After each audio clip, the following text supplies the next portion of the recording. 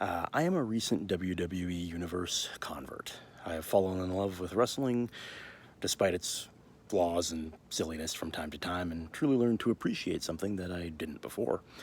And I have thought long and hard about how the product has aged over time and how I can't hold people to everything that's happened before, because there's a lot of stuff that's pretty iffy.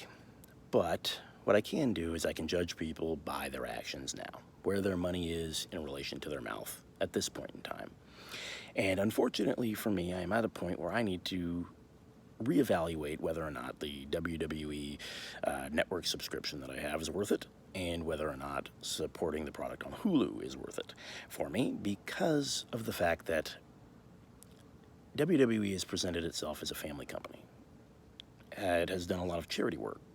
It seems to be progressive in certain ways.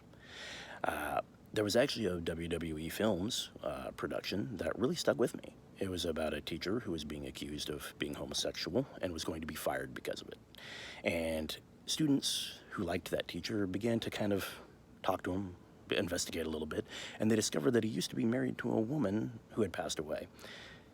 They asked him why he wasn't telling people that, and the teacher had replied that it was simply because his consensual relationship with another adult had no bearing on whether or not he should maintain employment at a school.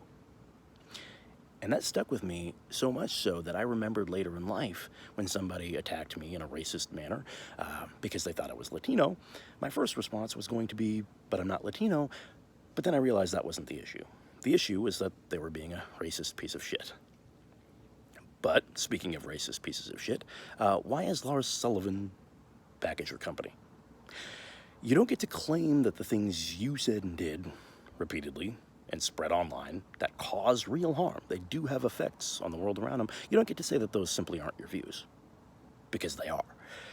You can claim that they're not your views anymore, and if that's the case, I have a simple question for you.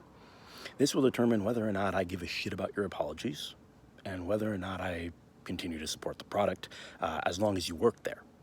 And that question is, what have you done to change racism, sexism, and homophobia within yourself, and thus in the people immediately around you, friends, family, and colleagues?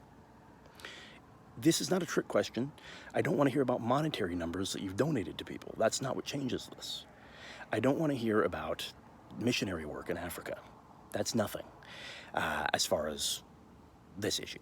What I want to hear is what you have done for free things that you could do of your own volition to change and work on those kind of thought processes and actively work against to heal the things you've said before, because those don't go away.